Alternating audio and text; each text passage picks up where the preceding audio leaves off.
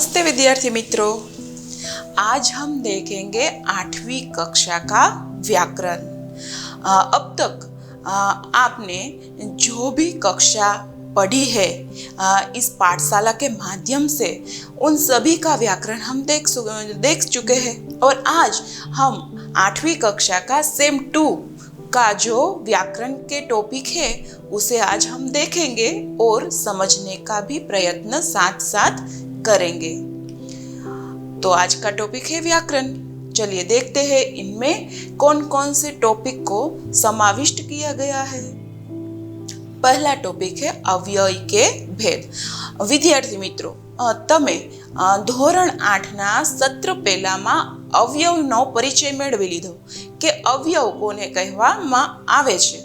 અવયવ એને કહેવામાં આવે છે એવા પ્રકારના શબ્દો છે, જેમ કે તમે શીખી ગયા પ્રતિદિન છે, વારંવાર છે। આવા જે શબ્દો છે એ કોઈ પણ કાળની અંદર એનો ઉપયોગ થતો હોય તો એ શબ્દમાં કંઈ ફેરફાર થતો નથી। એવી જ રીતે જ્યારે લિંગ પરિવર્તન અથવા તો બહુવચન વચનોનું પરિવર્તન થતું હોય ત્યારે પણ વાક્યની અંદર આવા પ્રકારના જે શબ્દો છે એ તો એમને એમ જ રહેતા હોય છે।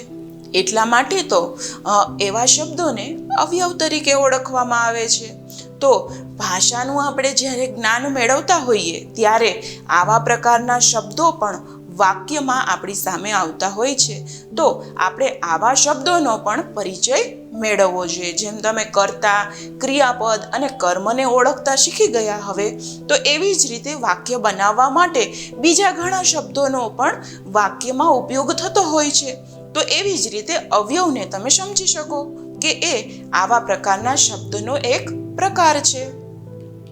હવે વિદ્યાર્થી મિત્રો, અહીંયા આપણે અવયવ શીખી ગયા, પરંતુ એના 4 ભેદો છે એને એક પછી એક આપણે શીખીશું।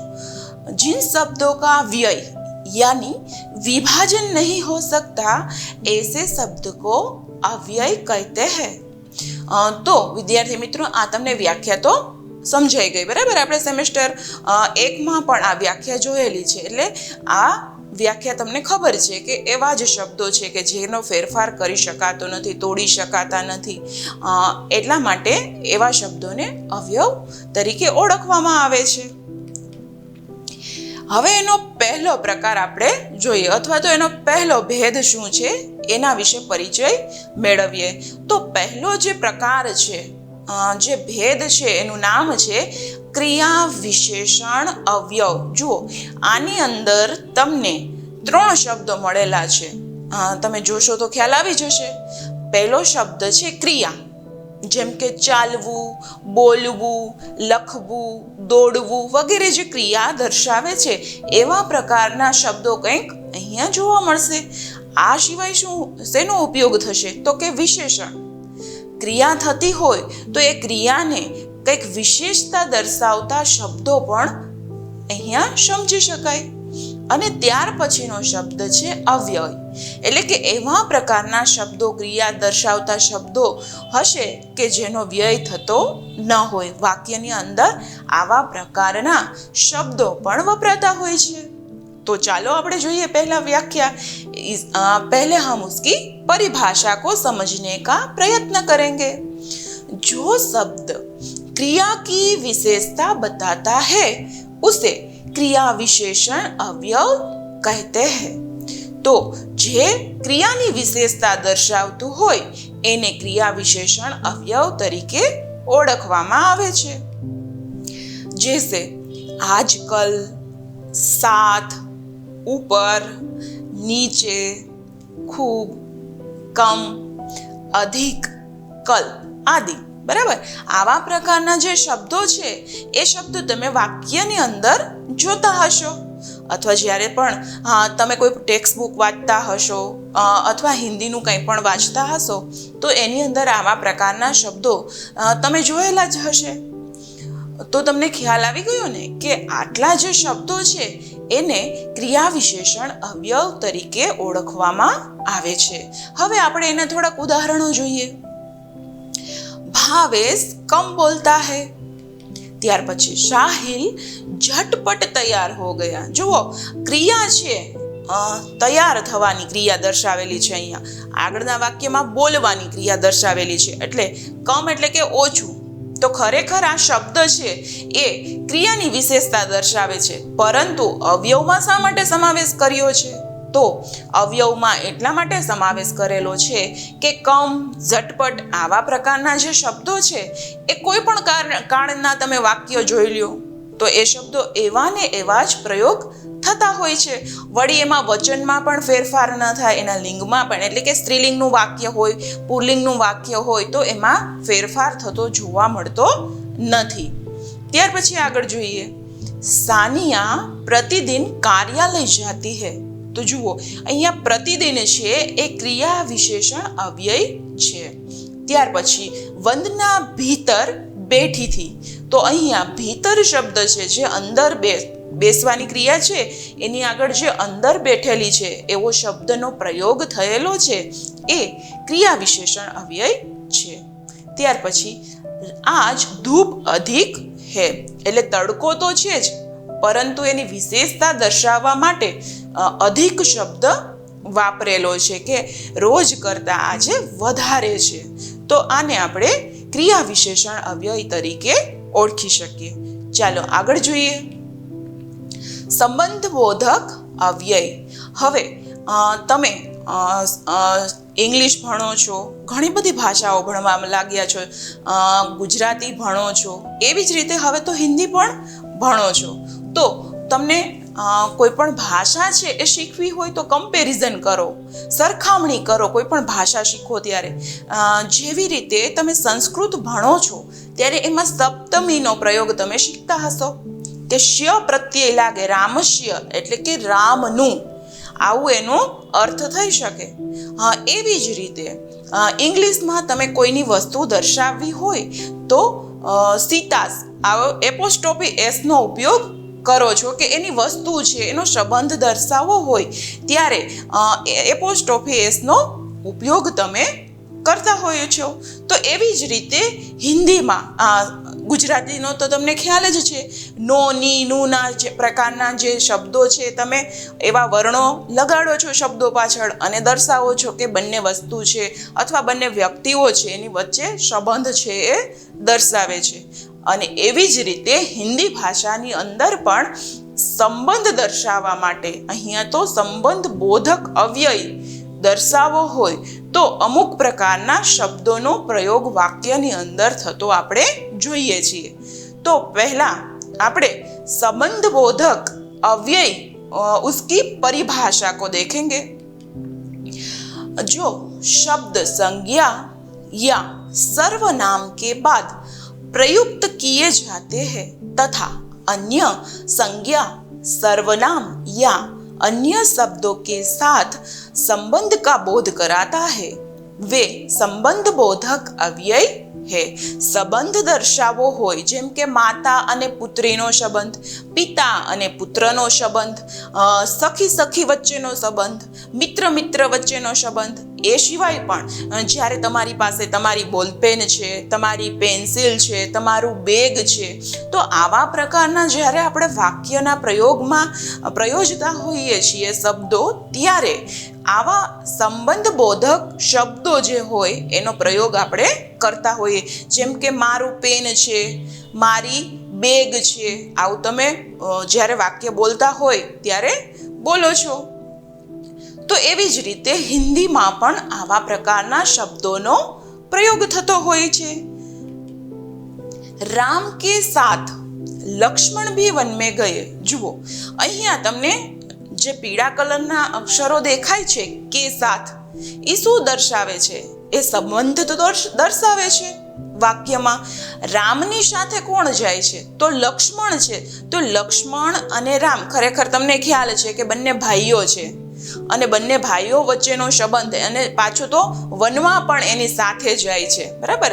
એટલે એ રીતે પણ સંબંધ છે કે જ્યારે વનમાં જઈ રહ્યા છે ત્યારે પણ બંને સાથે જ છે. એટલા માટે કે સાથ શબ્દ છે એ સંબંધ બોધક અવ્યય કહી શકાય. ત્યાર પછી બીજું ઉદાહરણ જોઈએ.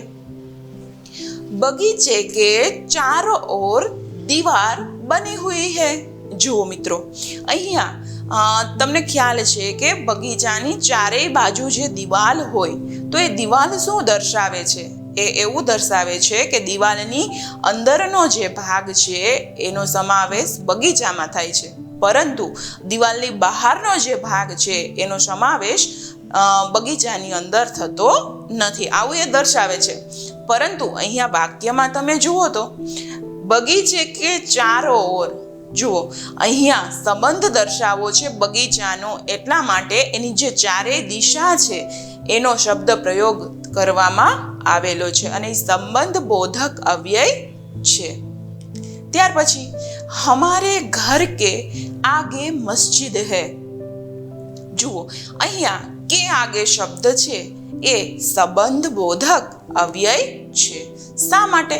કારણ કે ઘર અને મસ્જિદ અહીંયા બે શબ્દો આપેલા છે, તમે સમજી શકો છો. ફરી પાછું શું કીધું છે કે અમારા ઘરની આગળ જ્યાં રહીએ છીએ એ ઘરની આગળ મસ્જિદ છે, એટલા માટે કે આગે શબ્દ છે એનો પ્રયોગ અહીંયા કરેલો છે.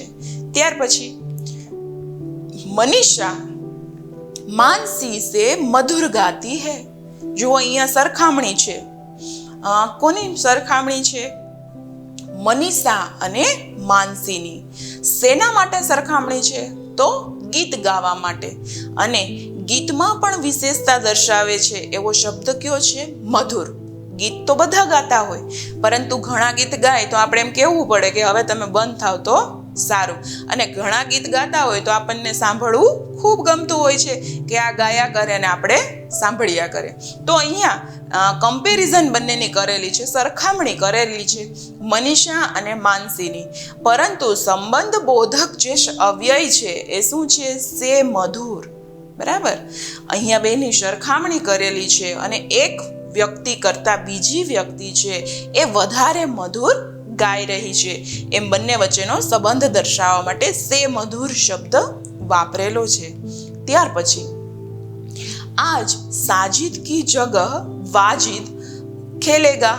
હવે જુઓ અહીંયા સાજિદ અને વાજિદ બંને વ્યક્તિઓ છે, પરંતુ રમવાની જ્યારે વાત થઈ રહી છે ત્યારે એકની જગ્યાએ બીજો વ્યક્તિ રમવાનો છે, એટલા માટે કી જગહ જે શબ્દ છે એ સંબંધ બોધક અવ્યય સમજી શકાય.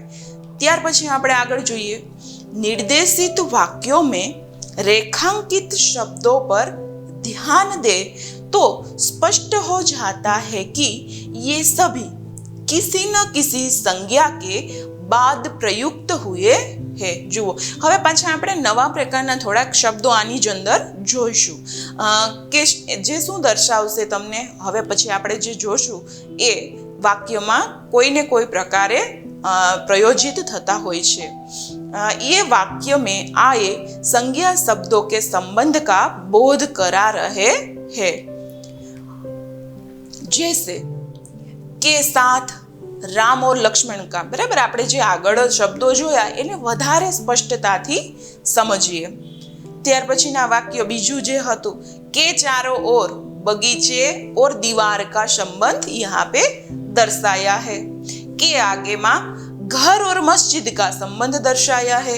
कोनी આગળ છે? તો ઘરની આગળ મસ્જિદ છે. બરાબર, ત્યાર પછીનું વાક્ય આપણે જોયું સે મધુર મનીષા ઓર માનસિકા. બરાબર, અહીંયા બે વ્યક્તિઓ છે, એમાંથી એક વ્યક્તિ છે એ બહુ જ મધુર ગીત ગાય છે. ત્યાર પછીના વાક્યમાં કી જગહ જે શબ્દ છે એ સંબંધ બોધક અવ્યય છે, એમાં સાજિદ અને વાજિદની વાત કરેલી હતી અને એટલા માટે જ કી જગહ જે શબ્દ છે એ અવ્યય બની ગયો. પછી હવે સમુચ્ચય બોધક અવ્યય. જુઓ તમારે નવા નવા શબ્દો પણ શીખવાના છે. તમે દ્વંદ તમે ગુજરાતી ભણશો અથવા તો હવે તમારે ધીમે ધીમે વ્યાકરણ પણ વધારે ને વધારે પરિચય કેળવતા હશો. જેમ કે ગુજરાતીમાં તમે દ્વંદ સમાસ ભણતા હશો, જેમાં રામ સીતા લખેલું હોય તો તમારે એનું દ્વંદ સમાસ જ્યારે સમજાવવાનો થાય તો તમારે એને છૂટો પાડવો પડે, રામ અને સીતા. બરાબર, અથવા તો ચા કે કોફી આવા પ્રકારે જ્યારે તમે એનું વિભાજન કરો સમાસની દ્રષ્ટિએ, ત્યારે કે અને આવા શબ્દો જે પ્રયોગ કરો છો એ ખરેખર સમુચ્ચય દર્શાવે છે. બે છે તો બે વચ્ચે જે શબ્દનો પ્રયોગ થયેલો છે એમાં અમુક પ્રકારના અને, કે વગેરે જેવા શબ્દો છે એ સમુચ્ચય તરીકે ઓળખી શકાય. તો ચાલો આપણે હવે હિન્દીમાં જોઈએ કે હિન્દીમાં સમુચ્ચય બોધક અવ્યય કોને કહેવામાં આવે છે. પહેલા આપણે એની પરિભાષા સમજીએ. जो वाक्यों, वाक्यांशों अथवा शब्दों को परस्पर मिलाने वाले शब्द को समुच्चय बोधक अव्यय कहा जाता है. જુઓ અહીંયા બેનું કોઈ વાક્યાંશ છે અથવા કોઈ વાક્યો છે અથવા તો કોઈ શબ્દો છે એને જ્યારે ભેગા કરવામાં આવે ત્યારે આવા પ્રકારના શબ્દોનો પ્રયોગ થતો હોય છે. એટલા માટે તો મેં તમને કીધું કે જ્યારે સમાસ હોય એનું વિભાજન કરવાનું હોય અથવા તો એવો તમને પૂછી શકે કે એને સ્પષ્ટ કરો, એનો જવાબ આપો, તો તમે રામ સીતા લખેલું છે તો તમે લખો છો કે રામ અને સીતા, તો એ છે સમુચ્ચય ખરેખર દર્શાવે છે. જૈસે ઓર, જુઓ ઓલામાં જેવી રીતે ગુજરાતીમાં અને હતું એવી જ રીતે હિન્દીમાં ઓર શબ્દ વપરાય છે. તથા, કિંતુ, અથવા, ઇસલિએ આદિ. બરાબર, આવા પ્રકારના શબ્દોનો પ્રયોગ તમે વાક્યમાં તો કરતા જ હશો, પરંતુ આજે તમને ખ્યાલ આવી ગયો કે આવા પ્રકારના જે શબ્દો હોય એને સમુચ્ચય બોધક અવ્યય કહેવામાં આવે છે. હવે આપણે એના ઉદાહરણો જોઈએ. નુરુદ્દીન, સંજય ઓર નિલેશ ગાંધીનગર ગયે. જુઓ અહીંયા 3 વ્યક્તિઓ છે એ ગાંધીનગર જાય છે, એટલા માટે ઓર શબ્દ છે એ સંજય ઓર નિલેશ તમે જોઈ શકો છો. ત્યાર પછી રમેશને પરિશ્રમ કિયા ઇસલિએ પ્રથમ આયા. એણે પરિશ્રમ કર્યો હતો એટલા માટે જ તો એ પહેલા નંબરે આવી ગયો. તો ઇસલિએ જે શબ્દ છે એ સમુચ્ચય બોધક શબ્દ અથવા તો અવ્યય દર્શાવે છે. ત્યાર પછી यद्यपि वह निर्धन है तथापि उदार है. જો તે ગરીબ છે છતાં પણ એ ઉદાર છે. જુઓ અહીંયા છતાં પણ જેમ આપણે ગુજરાતીમાં શબ્દ પ્રયોગ કરીએ એવી જ રીતે હિન્દીમાં તથાપી શબ્દ પ્રયોગ કરવામાં આવે છે, અને એટલા માટે જ તો તથાપીને અવ્યય તરીકે ઓળખાવેલો છે, જે દર્શાવે છે. ત્યાર પછી પરીક્ષા શુरू है किंतु तुम यहाँ. જુઓ પ્રશ્નાર્થ છે, પરીક્ષા તો શરૂ પણ તું કેમ અહીંયા છો? તો કિંતુ જે શબ્દ છે એ પણ અવ્યય સમજી શકો છો, સમુચ્ચય દર્શાવે છે, એટલા માટે કિંતુ, તથાપી, ઇસલિએ, ઓર જે શબ્દો છે એ સમુચ્ચય બોધક અવ્યય ઓળખી શકાય. ત્યાર પછી આગળ દરવાજા બંધ કીજીએ, આપ બહાર જાઈએ અથવા અંદર આવીએ. જુઓ અહીંયા અંદર જે શબ્દ, તમે દરવાજો બંધ કરી દો, કાં તો તમે બહાર વહ્યા જાઓ અને કાં તો અંદર આવતા રહ્યો. તો અથવા જે શબ્દ પ્રયોગ છે એ દર્શાવે છે સમુચ્ચય, આમ કરો અથવા તો આમ કરો. શરત હોય, બેમાંથી કોઈ એક શરત છે એનું તમારે ચોક્કસપણે પાલન કરવું પડતું હોય છે, ત્યારે આવા સમુચ્ચય બોધક શબ્દોનો તમે પ્રયોગ કરતા હોવ છો. તો એવી જ રીતે હિન્દીમાં પણ સમુચ્ચય બોધક અવ્યયો વાપરવામાં આવતા હોય છે. વિસ્મયાદિ બોધક અવ્યય. જુઓ આપણે ઘણા ખરા વાક્યો એવા જોતા હોય, અહા, અરે, આવા પ્રકારના જે વિસ્મય થતા હોય, જેને જોતા એકદમ ખુશની લાગણી અનુભવતા હોય, આશ્ચર્યની લાગણી અનુભવતા હોય, અથવા તો બહુ દુઃખની લાગણી અનુભવતા હોય, ત્યારે આપણે અમુક પ્રકારના શબ્દોનો પ્રયોગ વાક્યની અંદર કરતા હોઈએ છીએ. આપણે અહીંયા સૌ પ્રથમ વિસ્મયાદિ બોધક अव्यय किसे कहते हैं उसका परिभाषा के माध्यम से समझने का प्रयत्न करेंगे. जो शब्द विस्मय, आश्चर्य, हर्ष, प्रशंसा, घृणा, शोक, भय आदि भावों को प्रकट करने के लिए हमारे मुख से स्वतः निकल पड़ते हैं वे विस्मयादि बोधक अव्यय कहे जाते हैं। જેને આપણે અચાનકથી જ બોલી જતા હોય, જ્યારે આપણે શોકની લાગણી અનુભવતા હોય, ભયની લાગણી અનુભવતા હોય, અથવા ધૃણા, પ્રશંસા અને હર્ષ આવા પ્રકારના જ્યારે આપણે ભાવો અનુભવતા હોય ત્યારે અમુક શબ્દો સ્વતઃ આપણા મોઢામાંથી નીકળી જતા હોય. જ્યારે કોઈ વ્યક્તિ છે એના ઉપર કંઈક આફત આવી પડે, અરે મમ્મી, અથવા આપણે ચીસ પાડીને બોલીએ છીએ, બરાબર? તો એ શબ્દ છે આપણે વિચારવું નથી પડતું, તરત જ આપણા મોઢામાંથી નીકળી જાય છે અમુક પ્રકારના જે શબ્દો છે એ. તો અહીંયા એ તો આપણે ભણવાનું છે કે વિસ્મયાદિ બોધક કયા કયા અવ્યયો છે. તો ચાલો જોઈએ આપણે એના થોડાક ઉદાહરણો અને એને વધારે સ્પષ્ટતાથી સમજવાનો પ્રયત્ન કરીએ. અરે ક્યાં બાત કરતે હો? જુઓ, અહીંયા અરે શબ્દ છે એ ખરેખર વિસ્મયાદિ બોધક અવ્યય છે. હાય ये क्या हो गया? જુઓ, દુઃખ છે.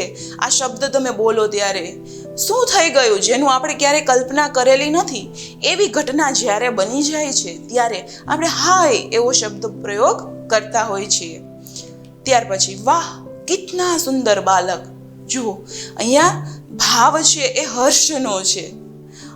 જે જોઈએ છીએ એ ખૂબ જ ગમે છે. અહીંયા શું દર્શાવેલું છે કે એક બાળક જોયું અને એ બાળક કેટલું સુંદર હતું, એટલા માટે વાહ શબ્દ છે એ પ્રયોગ અહીંયા થયેલો છે.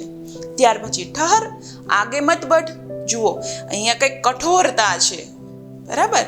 જે કહેવામાં આવેલું છે ઠહર શબ્દ, આગે મત બઢ, કોઈને સૂચના આપતા હોય ત્યારે આવા પ્રકારના પ્રયોગ વાક્યમાં શબ્દોના થતા હોય છે. તો એવી જ રીતે અહીંયા ઠહર શબ્દ પ્રયોજાયેલો છે. ત્યાર પછી બાપ રે ઇતના લંબા સાપ. જુઓ, અહીંયા પણ સાપ જ્યારે જોવામાં આવી રહ્યો છે ત્યારે બાપ રે શબ્દ એટલે કે ભય છે. ખરેખર સાપ, તમને ખ્યાલ છે કે સાપ દંશ આપે અથવા તો કરડે ત્યારે માણસ મૃત્યુ પામે. એટલે જ્યારે પણ સાપ જોવે એટલે દરેક વ્યક્તિ છે ભયભીત થાય છે અને ભયભીત થાય. બાપ રે, જુઓ આ શબ્દ પ્રયોગ છે એ એટલા માટે જ તો અહીંયા વાપરેલું છે. ચાલો આગળ આપણે સમજીએ. હજી उपयुक्त वाक्यों में रेखांकित शब्द शोक, विस्मय, हर्ष, क्रोध, भय आदि मन के भावों को प्रकट करते हैं. જે આપણે ઉદાહરણો જોયા એમાં એક એક ઉદાહરણનો તમને ખ્યાલ આવી ગયો. તો એવી જ રીતે શોક, વિસ્મય, હર્ષ, ક્રોધ અને ભય જે છે એ મનના ભાવો દર્શાવતા શબ્દો જે હતા એનો પરિચય મેળવ્યો. निम्नलिखित वाक्यों में से अवयव छांटिए. જુઓ, પરીક્ષાની અંદર તમારે આવા પ્રકારે જ્યારે સૂચના આપેલી હોય ત્યારે કઈ રીતે લખવાના છે, અવ્યયોને કઈ રીતે દર્શાવવાના છે, અથવા તો પરીક્ષાની અંદર કઈ રીતે પૂછી શકે એનો પરિચય આપણે કેળવીએ. આજ મેને બહુત કમ ખાના ખાયા.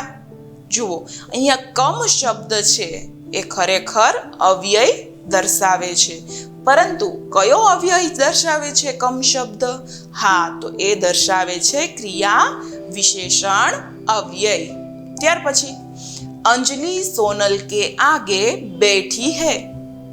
તો અહીંયા ક્રિયા અવ્યય કયો શબ્દ છે? કે આગે. તો એ શું દર્શાવે છે? સંબંધ દર્શાવે છે.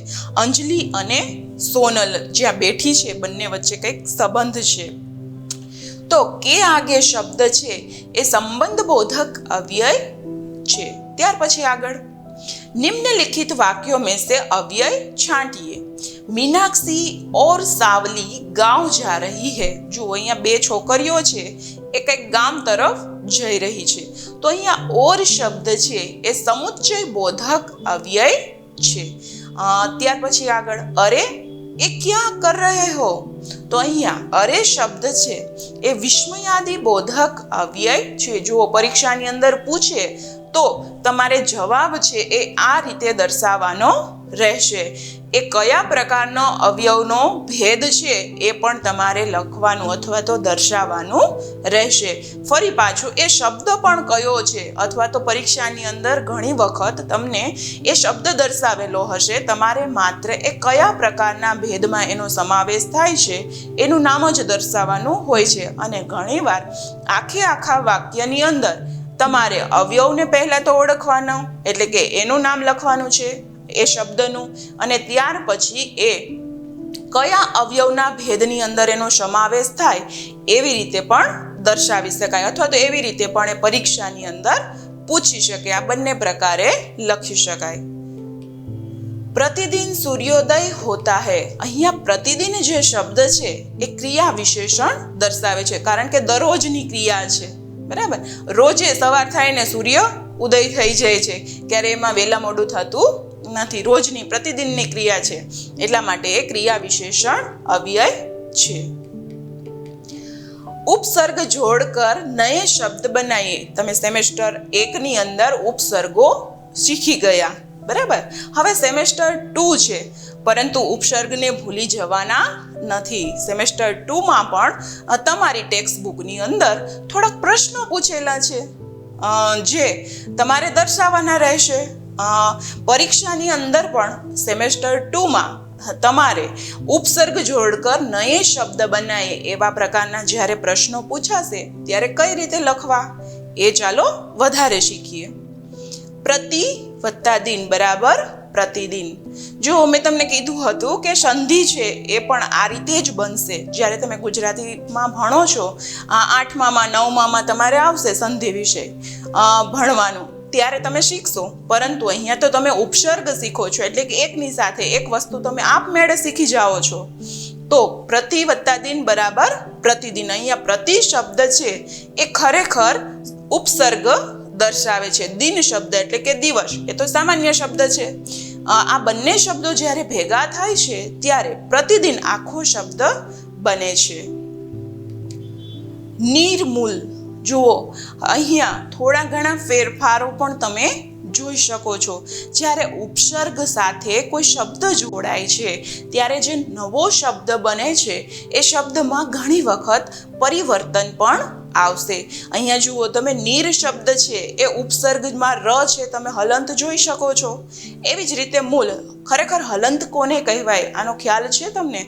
તો જુઓ, હલંત જે નિશાની તમે રની નીચે જોવો છો એવા શબ્દો તો તમે ઘણીવાર જોયા હશે. અને હા, સંસ્કૃત ભાષા તમે ભણવાનો જ્યારે શરૂઆત કરતા હો ત્યારે તમને ખ્યાલ છે કે આવા પ્રકારના શબ્દોનો તમે પરિચય કેળવ્યો હશે કે જે શબ્દોની અંદર સ્વરનો સમાવેશ થતો ન હોય ત્યારે એવા શબ્દોને હલંત તરીકે ઓળખવામાં આવે છે. ર છે તો રમાં અનો ઉમેરો થયેલો નથી, એટલે કે પૂર્ણ ર શબ્દ નથી, અડધો ર છે. એટલા માટે એને આવા પ્રકારની નિશાની દ્વારા એને નિશાનીને કહેવાય હલંત, અને એ દ્વારા દર્શાવેલી છે. તો જુઓ, નિર્મૂલ શબ્દ છે એ તમે જોયું તો કેટલું બધું પરિવર્તન આવી ગયું. ર છે એનો રેપ થઈ ગયો અને નિર્મૂલ શબ્દ બની ગયો. તો સંધિમાં પણ આવા પ્રકારનો નિયમ છે કે ર નો રેપ થઈ જતો હોય છે, તો એ સંધિનો નિયમ થઈ ગયો. તો તમને આપમેળે આ સંધિનો નિયમ અત્યારે ખ્યાલ આવી ગયો. ત્યાર પછી નીર વત્તા આધાર. જુઓ, અહીંયા નિરાધાર શબ્દ આખો જ શબ્દ બની ગયો. અહીંયા ર છે એમાં અ સમાઈ ગયો, તમે જોઈ શકો છો. જુઓ, આધાર શબ્દ છે એ ખરેખર આખો છે અને ર છે એ હલંત છે.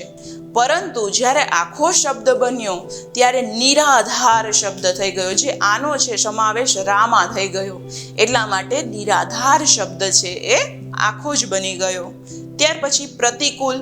અહીંયા પ્રતિ વત્તા કુલ બરાબર પ્રતિકૂળ. પ્રતિ છે ઉપસર્ગ છે અને પ્રતિ અને કુલ શબ્દ ભેગા થઈને પ્રતિકૂળ શબ્દ બની ગયો. ત્યાર પછી નિર્જલ. જુઓ, અહીંયા પણ નિર્મૂલની જેમ જ છે. ર છે એ હલંત છે અને મ ઉપર રેપ થઈ ગયો. નિર્જલ શબ્દ પણ બની શકે. અહીંયા દર્શાવેલું છે નિર્મલ. તો આવી રીતે શબ્દો પણ બની શકે. રેપ થઈ ગયો રનો અને નિર્મલ, નિર્જલ વગેરે પ્રકારના શબ્દો થઈ શકે. ત્યાર પછી છે નિર વત્તા દોષ બરાબર निर्दोष। दिए गए शब्दों को शब्दकोश के क्रम में लिखिए। जुओ તમે જે આગળ ભણી ગયા છો એ ફરી પાછું અહીંયા શીખવાનું છે। તમે 7મા ધોરણની ટેક્સ્ટ બુકની અંદર પણ શીખી ગયા કે કઈ રીતે ક્રમ દર્શાવવો। તમારે લાઇબ્રેરીમાં જવું હોય તો તમને હિન્દીની કોઈ પણ બુક લેવી છે અથવા તો કોઈ પણ વિષયની બુક લેવી હોય તો કઈ રીતે ગોઠવેલી હશે એવો આછેરો પરિચય તમને આગળ આપી દીધો છે। તો એવી જ રીતે શબ્દકોશના ક્રમને પણ ઓળખવા માટે અમુક શબ્દો તમને પરીક્ષાની અંદર આપેલા હશે અને આવા પ્રકારે પ્રશ્ન પૂછેલો હોય કે દિए गए शब्दों को शब्दकोश के क्रम में लिखिए। तो ચાલો આપણે થોડાક ઉદાહરણ દ્વારા સમજીએ। જો અહીંયા કેટલા બધા શબ્દો આપેલા છે। અભ્યાસ, વિનય, સંધ્યા, પ્રગતિ, અભિવાદન, મહકના, સંગ્રામ, શાયર, હમદર્દ અને ચિરાગ। તો જુઓ અહીંયા ઘણા પ્રકારના શબ્દો આપેલા છે, પરંતુ તમે ધ્યાનથી જોશો તો આમાં અમુક પ્રકારના શબ્દોની શરૂઆત સ્વરથી થાય છે અને અમુક પ્રકારના શબ્દોની શરૂઆત વ્યંજનથી થાય છે। અને હા, શબ્દકોશનો પ્રથમ નિયમ તો એ જ છે કે સૌ પ્રથમ સ્વરના જે શબ્દોની શરૂઆત થતી હોય એને આગળ ગોઠવવાના અને ત્યાર પછી ક્રમશઃ જે વ્યંજન આવતો હોય એ રીતે શબ્દને ગોઠવવા। તો ચાલો જોઈએ। તો પહેલું આવ્યું અભ્યાસ, ત્યાર પછી અભિવાદન, પછી ચિરાગ। તમે વ્યંજનની શરૂઆત કરો તો ચ છે એ આગળ આવશે। એવી જ પછી ત્યાર પછી છે પ્રગતિ, ત્યાર પછી આવશે મહકના, ત્યાર પછી આવશે વિનય અને ત્યાર પછી સંગ્રામ, સંધ્યા અને છેલ્લે હમદર્દ। હ છે એ છેલ્લે આવે છે હંમેશા। તમે એકવાર ફરીથી શબ્દકોશ છે એના ક્રમ માટેના સેમ એકની જે ટેક્સ્ટ બુક છે એને જોવાનો પ્રયત્ન આજે જરૂરથી કરજો કે જે શીખી ગયા છે એનો ફરી પાછો આ સમયે પણ આપણે ઉપયોગ કરવાનો છે અને પરીક્ષાની અંદર પણ આ પૂછાઈ શકે છે। ચાલો ત્યાર પછી આગળ હજી એક ઉદાહરણથી વધારે સ્પષ્ટ સમજીએ। प्यासी, आंगन, सागर, इंसान, वितान, ऊपर रेगिस्तान, मंजिल, घाटी, गिरजाघर, मुस्कान, चट्टान, उदास, बंदी। जो आटला प्रकारना शब्दों छे ए आपेला छे। तमने अहींया ए पण हुं जणावीश के कोई पण टेक्स्ट बुकनी अंदर तमारे आ बे જે પ્રશ્ન છે પૂછાઈ શકે એવા છે એટલા માટે જ અહીંયા લીધેલા છે। એટલે આ બેમાંથી જ કોઈ પણ પરીક્ષામાં પૂછાઈ શકે। એવું બની શકે કે આમાંથી થોડાક ઓછા શબ્દ હોય અથવા તો આમાં થોડાક ઉમેરીને પણ પૂછી શકે, આવા પ્રકારનું બની શકે। અથવા જે બે જોડ આપેલી છે એમાંથી બંનેમાંથી એક એક શબ્દ લઈ અને એવી રીતે પણ પરીક્ષક છે પૂછી શકે। તો જુઓ ચાલો આપણે આને ફરીથી ગોઠવવાનો પ્રયત્ન કરીએ। જુઓ છે એટલે કે આંગન શબ્દ છે પહેલા આવ્યો અને ફરી પાછો સ્વર છે। ઇન્સાન, ઉદાસ, ઉપર આ બધા જ સ્વરો છે। પહેલા હસ્વ આવ્યું અને ત્યાર પછી દીર્ઘ ઉ તમે જોઈ શકો છો। આ ઈ પછી ઉ એકવાર હસ્વ એકવાર દીર્ઘ સમજવું, ત્યાર પછી રૂ। આવી રીતે સ્વરો તમે ગોઠવી શકો છો। અને ત્યાર પછી વ્યંજન જોઈએ તો એમાં પહેલા ગિરજાઘર, પછી ઘાટી, ત્યાર પછી ચટ્ટાન, પ્યાસી, બંદી, મંઝિલ, મુસ્કાન, રેગિસ્તાન, વિતાન અને સાગર। અહીંયા એક નિયમ એ પણ ખાસ ધ્યાનમાં લેવા જેવો છે, જ્યારે કોઈ પણ વ્યંજનો સરખા કોઈ પણ શબ્દો છે એ સમાન રીતે શરૂઆત થતી હોય એટલે આપણને કન્ફ્યુઝ થાય કે આ કયો શબ્દ પહેલા લખવો, ત્યારે હંમેશા જે શબ્દની શરૂઆતનો શબ્દ છે ત્યાર પછીનો જે વર્ણ છે એને જોવાનો પ્રયત્ન કરો કે સ્વર અથવા તો વ્યંજનમાં એ પહેલા આવે છે કે પછી। એટલે જો પહેલા આવતો હોય તો એ આખો શબ્દ સૌથી પહેલા આવશે અને એ વર્ણ જો વ્યંજન અથવા સ્વરની અંદર છેલ્લે આવતો હોય તો આખો શબ્દ છે એ પછી લેવો। આવા પ્રકારનો પણ નિયમ અહીંયા ધ્યાનમાં રાખવો। હવે થોડાક વિલોમ શબ્દ જોઈએ જે તમારી ટેક્સ્ટ બુકમાંથી પૂછાઈ શકે એવા છે। લઘુ, જુઓ વિલોમ એટલે તમને ખ્યાલ આવી ગયો કે આપણે કેવા શબ્દ અહીંયા દર્શાવવાના રહેશે, વિરુદ્ધાર્થી. તો લઘુ તો બડા, લઘુ એટલે ખરેખર નાનું થાય, તો એનું વિરુદ્ધાર્થી શું થાય, બડા. ત્યાર પછી માનવ તો પશુ. એવી જ રીતે સુંદર તો અસુંદર અને કુરૂપ, આ બંને શબ્દો વિલોમ શબ્દ તરીકે દર્શાવી શકાય. ત્યાર પછી જમીન તો આસમાન. ત્યાર પછી સંધ્યા તો ઉષા, જે સવારે જોવા મળે છે તમને આકાશમાં, તમે સૂર્યોદય થાય પહેલાનો જે સમય છે એને ઉષા તરીકે ઓળખવામાં આવે છે. અને એવી જ રીતે રાતે જ્યારે સૂર્યાસ્ત થતો હોય એ પહેલાનો જે સમય છે એને સંધ્યા તરીકે ઓળખવામાં આવે છે. ગરીબ તો તવંગર. ત્યાર પછી વિશ્વાસ તો અવિશ્વાસ. પછી મૂક એટલે જે બોલતું ન હોય, સાવ મૂંગું હોય, એના માટે આ શબ્દ પ્રયોગ થતો હોય છે, મૂક. અને ત્યાર પછી એની સામે છે વાચાલ, જે એકદમ બોલતું હોય એના માટે શબ્દ પ્રયોગ થતો હોય છે વાચાલ. ત્યાર પછી આદિ તો અંત. આદિ એટલે કે શરૂઆત, શરૂઆતને આદિ તરીકે ઓળખાવી શકાય, તો એનું વિરુદ્ધાર્થી થાય અંત. ત્યાર પછી અચ્છા તો બુરા. આટલા પ્રકારના વિલોમ શબ્દ છે તમારા સેમેસ્ટર 2માં પૂછાઈ શકે એવી શક્યતા છે. શબ્દો કે અર્થ લીખીએ. જુઓ હવે અહીંયા તમારે સમાનાર્થી શબ્દને બદલે આવા પ્રકારે પણ પ્રશ્ન પૂછી શકે.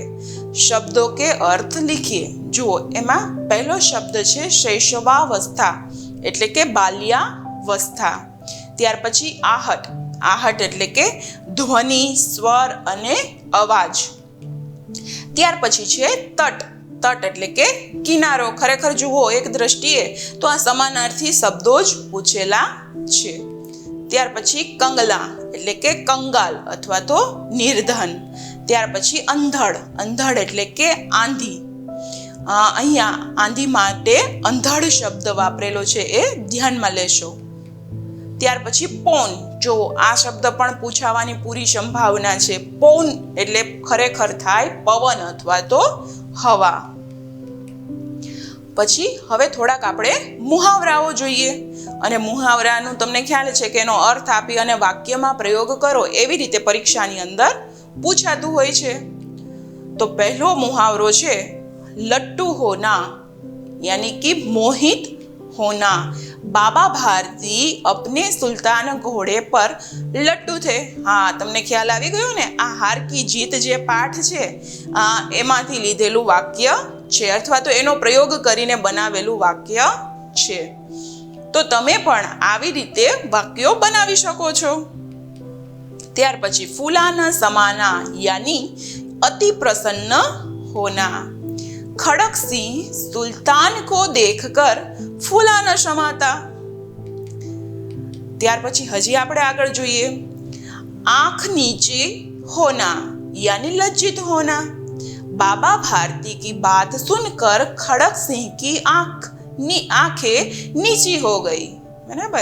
હવે તમને ખ્યાલ છે કે પાઠની અંદર જ્યારે ઘોડો લઈને ખડકસિંહ નીકળી જાય છે ત્યારે બાબા ભારતી એને એટલું કહે છે કે તું આ ઘટના કોઈને કહેતો નહીં, કારણ કે જો આ ઘટનાની લોકોને ખબર પડશે તો કોઈ ગરીબ ઉપર કોઈ વિશ્વાસ કરશે નહીં. અને આ શબ્દ જ્યારે બાબા ભારતી બોલે છે ત્યારે ખડકસિંહ છે એ અંદરથી વિચારે છે કે આ માણસ કેટલો ઉદાર છે, એને પોતાના પ્રિય ઘોડો છે એની નથી પડી, પરંતુ એ કોના વિશે વિચારે છે, એ લોકો શું વિચારશે, લોકો શું કરશે, આ ઘટના ઉપરથી શું પ્રતિક્રિયા આપશે, એવો મોટો વિચાર કરી અને ખડકસિંહને કંઈક કહે છે. ત્યારે ખડકસિંહની આંખ છે એ ખરેખર નીચે થઈ જાય છે, એને અંદરથી ખૂબ જ લજ્જા થાય છે. તો એટલા માટે અહીંયા આપણે આવા પ્રકારનો વાક્યનો પ્રયોગ પણ કરેલો છે. આ સિવાય પણ તમે નવું વાક્ય છે એ બનાવી શકો. ત્યાર પછી છે ફૂટ ફૂટ કર રોના યાની કે બહુત રોના. ખિલૌના ટૂટ જાને પર બચ્ચા ફૂટ ફૂટ કર રોને લગા. જુઓ અહીંયા નાનકડું બાળક છે એ જોર જોરથી ક્યારે રડવા લાગે છે, જ્યારે એનું રમકડું તૂટી જાય, એને કંઈક વાગી જાય, અથવા એવા પ્રકારની વસ્તુ જોઈ જાય કે જેનાથી એને ભય લાગતો હોય ત્યારે બાળક છે એ બહુ જ રડવા લાગતું હોય છે. તો આવા પ્રકારના જ્યારે તમે વાક્ય દર્શાવતા હોય ત્યારે આ મુહાવરાનો તમે પ્રયોગ કરી શકો છો. ત્યાર પછી આગળ જોઈએ, માતૃભાષા મેં અનુવાદ કીજીએ. જુઓ, અહીંયા તમારી ટેક્સ્ટ બુકમાં જેટલા પૂછાઈ શકે એટલા મેં પેરેગ્રાફો લેવાનો પ્રયત્ન કરેલો છે. અને આ સિવાય પણ તમારી પરીક્ષાની અંદર કોઈ પણ પાઠનો પેરેગ્રાફ પણ આપી શકે છે. તો હા, આના બધા જ વિડીયો તમે જોયેલા હશે તો તમને એ સરળતાથી સમજાઈ જશે. પરંતુ અહીંયા આપણે ટેક્સ્ટ બુકના આધારે જેટલા બાકી રહે છે એનો સમાવેશ કરેલો છે. તો જોઈએ આપણે આ પેરેગ્રાફ. આ પહેલો જ પાર્ટ છે ડાયરી નો જે પત્ર એવं डायरी છે એનો.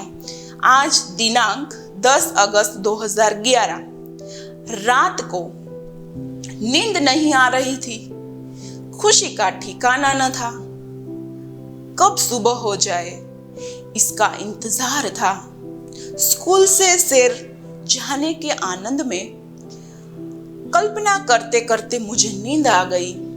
बड़े सवेरे 4 बजे अलार्म बजा और मम्मी की आवाज आई, राकेश उठो, 4 बज गए.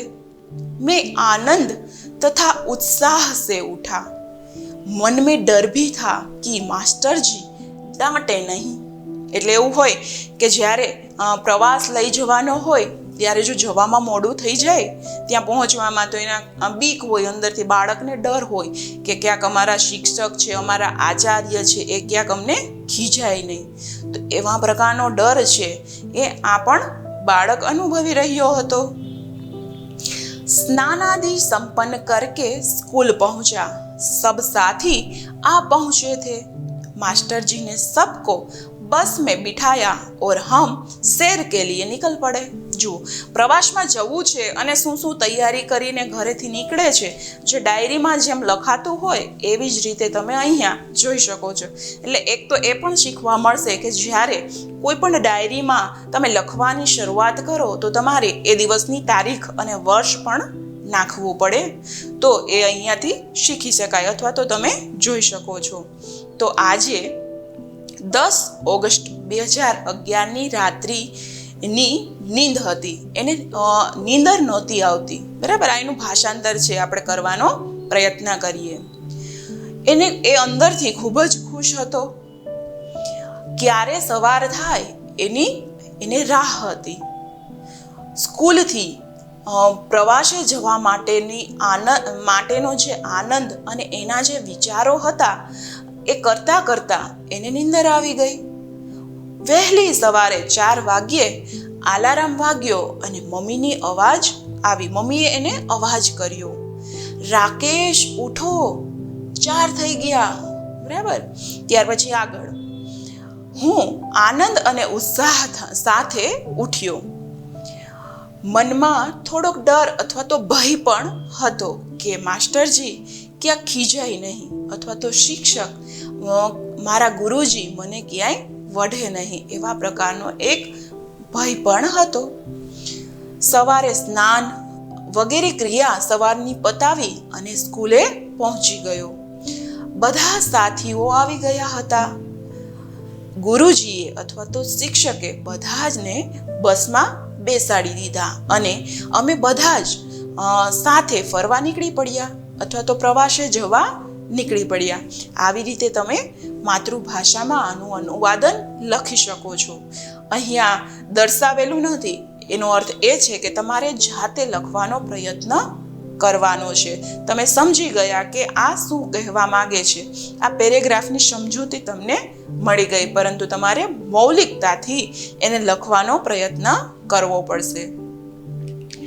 ત્યાર પછી બીજો એક પેરેગ્રાફ છે. कोलकाता में हमारा घर एक शांत जगह पर है. हमारे बगीचे के दीवार के उस तरफ एक संकरी सड़क है. संकरी એટલે કે સાંકડી. यह संकरी सड़क वन प्रांत पर जाकर खत्म होती है. इस सड़क के दोनों ओर मकान है और अधिक यातायात न होने से यह बहुत ही शांत रहती है। सारे दिन इसके आसपास गिलहरियां एक दूसरे का पीछा करती है। हमारे आसपास के पेड़ों पर अनेक प्रकार के पक्षी दिखाई पड़ते हैं। सारा दिन हवा में पक्षियों का संगीत तैरता है। જુઓ, હવે આપણે આનું ભાષાંતર કરવાનો પ્રયત્ન કરીએ. કલકત્તામાં અમારું ઘર એક શાંત જગ્યા ઉપર છે. અમારા ઘરથી બગીચાની દિવાલની આગળ એક સાંકડો એવો રસ્તો છે. આ સાંકડો રસ્તો વનમાંથી થઈ અને પસાર થાય છે અને ત્યાં જ પછી પૂરો થઈ જાય છે. આ જે સાંકડો રસ્તો છે એની બંને બાજુ મકાનો છે, પરંતુ ત્યાં અવર જવર યાતાયાત એટલે કે વાહનોની અવર જવર ખૂબ જ ઓછી હોવાથી એ બહુ જ શાંત વિસ્તાર લાગી રહ્યો છે અથવા તો દેખાય છે. આખો દિવસ આ જે રસ્તો છે એની આજુબાજુ ખિસકોલીઓ એકબીજા પાછળ દોડતી હોય છે અથવા તો રમતી હોય છે. हमारे आसपास के पेड़ों पर अनेक प्रकार के पक्षी दिखाई पड़ते हैं. એટલે કે અમારા આ ઘરની આજુબાજુ જેટલા પણ ઝાડો છે એ ઝાડો ઉપર અનેક પ્રકારના પક્ષીઓ રહે છે. એ હવામાં સારા દિન હવા મેં એટલે કે અમારા ઘરની આજુબાજુ જે આસપાસ જેટલા વૃક્ષો છે એના ઉપર જે પક્ષીઓ રહે છે એ આખો દિવસ ગાતા હોય છે મધુર રીતે, અને એનો જે મધુર અવાજ છે એ હવામાં આખો દિવસ તરતો રહે છે. તો આવી રીતે તમે આનું ભાષાંતર કરી શકો છો. ત્યાર પછી આપણે આગળ જોઈએ. दिए गए परिच्छेद का हिंदी में अनुवाद कीजिए. જુઓ, અહીંયા તમને ગુજરાતીમાં એક આખો જ પેરેગ્રાફ આપી દીધો છે. અત્યાર સુધી તમને પરીક્ષાની અંદર એક વાક્ય આપતા હતા અને એનું હિન્દી વાક્ય ગુજરાતીમાં છે માતૃભાષામાં તો તમે એનું હિન્દી કરતા હતા, અને એવી જ રીતે હિન્દીમાં છે તો એનું માતૃભાષામાં ટ્રાન્સલેશન કરતા હતા. પરંતુ હવેથી તમારે આવી રીતે પેરેગ્રાફ પણ પૂછાઈ શકે. અને હા, આ પરીક્ષા આપો ત્યારે તમારે ચોક્કસથી એક પેરેગ્રાફ તો લખવો જ પડશે. એ પછી હિન્દીમાંથી ગુજરાતીમાં પૂછે અથવા તો ગુજરાતીમાંથી હિન્દીમાં. હિરણ નદી પશ્ચિમ બાજુ સુરત દાદા વિદાય લઈ રહ્યા છે. સંધ્યા ટાણે પંખીઓના ટોળા પોતાના માળા જઈ રહ્યા હતા. ભેંસોનું ખાંડું ગાયોના ધાણ પોતાના માલિકના ઘર વળી રહ્યા હતા. ત્યારે ઝરમર ઝરમર વરસાદની શરૂઆત થઈ. સૌ અસહ્ય ગરમીની પીડામાંથી મુક્તિનો આનંદ લઈ રહ્યા હતા. માત્ર માનવ જ નહીં પણ પશુ પક્ષી જીવજંતુ પણ સાતા અનુભવવા લાગ્યા. સાતા એટલે કે ઠંડક. હવે જોઈએ. हिरन नदी की पश्चिम की ओर सूरज विदाई ले रहा था. संध्या के समय सभी पंछी अपने निबिड़ यानी कि घोंसले की ओर जा रहे थे. भैंसों और गायों के समूह अपने मालिक के साथ अपनी घर की ओर जा रहे थे. तब अचानक से रिमझिम बारिश की शुरुआत हुई. सब असह्य यानी कि असह्य शब्द का भी प्रयोग यहाँ पे आप कर सकते हैं. ताप से सभी जो ताप अनुभव किया था जिस ताप का, उसमें से वो मुक्ति का आनंद आज ले रहे थे. जो આગળ તમને દર્શાવી દીધું કે ધીમો ધીમો વરસાદ જે શરૂઆત થઈ ગઈ છે એટલે ખ્યાલ છે કે વરસાદ જ્યારે આવે ત્યારે જે ગરમી હોય, જે બફારો હોય એ ઓછો થઈ જાય છે એવું અહીંયા દર્શાવેલું છે. એટલે જ તો લોકો છે એ અસહ્ય ગરમીની પીડામાંથી મુક્ત થઈ રહ્યા છે. માનવ ही नहीं बल्कि पशु पक्षी जीव जंतु सभी ठंडक का अनुभव कर रहे थे. જો આવી રીતે તમે કોઈ પણ ગુજરાતીમાં આપેલો પેરેગ્રાફ હોય એનું હિન્દીમાં અનુવાદ કરી શકો છો અથવા તો હિન્દીમાં એનું ટ્રાન્સલેશન કરી શકો છો. અહીંયા થોડાક શબ્દ તમારી સમજૂતી માટે આપેલા છે. તમે જ્યારે બનાવવાનો પ્રયત્ન કરો અથવા તો જ્યારે આ વિડીયો જુઓ છો ત્યારે વિડીયો સ્ટોપ કરી અને તમારી રીતે જ્યારે ગુજરાતી પૂરું થાય ત્યારે હિન્દી લખવાનો પ્રયત્ન પણ કરી શકો છો. ત્યાર પછી આગળ હજી એક પેરેગ્રાફ એટલે કે થોડીક લીટીઓ આપેલી છે, જોઈએ આપણે. રમેશ, આવી જિંદગી કરતા તો મોત સારું. હવે રમેશ બોલી રહ્યો છે. અચાનક યમદૂત આવી ગયા અને બોલ્યા, તારો જીવ લેવા માટે મને આદેશ મળેલો છે. રમેશ, લ્યો બોલો. હવે તો માણસ મજાક પણ નહીં કરી શકે કે શું?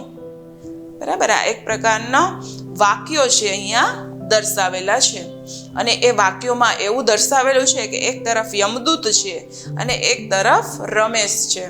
રમેશ કંઈક બોલે છે તો યમદૂત જાણે કે એના બોલ્યા ઉપર કાર્યાન્વિત થઈ ગયા હોય, પ્રવૃત્તિ કરવા લાગ્યા હોય એવું અહીંયા દર્શાવેલું છે. તો જોઈએ. રમેશ ને કહા, ऐसी जिंदगी से तो मौत भली है. अचानक से यमदूत वहां आ गए और बोले, लो आज ही मैं तुम्हारी आत्मा को यहाँ ले जाने का आदेश लेके आया हूँ. रमेश बोला, लो अब क्या मनुष्य भी मजाक नहीं कर सकते? બરાબર, આવી રીતે તમે આનું હિન્દીમાં અનુવાદ કરી શકો છો. ત્યાર પછી હજી એક ઉદાહરણ જોઈએ. બ્રિજેશભાઈ બસમાં ઊભા રહીને મુસાફરી કરી રહ્યા હતા. એક મુસાફરે તેમને બેસવા માટે જગ્યા કરી આપી. બ્રિજેશભાઈએ કહ્યું, મારે બેસવું નથી, મારે ઉતાવળ હે. એટલે ઉતાવળ છે. બરાબર, આવા પ્રકારનું ગુજરાતી છે. હવે આપણે જોઈએ કે એનું ગુજરાતી છે, હિન્દી છે એ કઈ રીતે થાય. ब्रिजेश भाई बस में मुसाफरी कर रहे थे. तभी बस में से एक मुसाफिर ने उसे बैठने के लिए कहा और जगह कर दी. ब्रिजेश भाई ने कहा, मुझे बहुत काम है, आज मैं जल्दी जाना चाहता हूँ. उसने बैठने से इनकार कर दिया.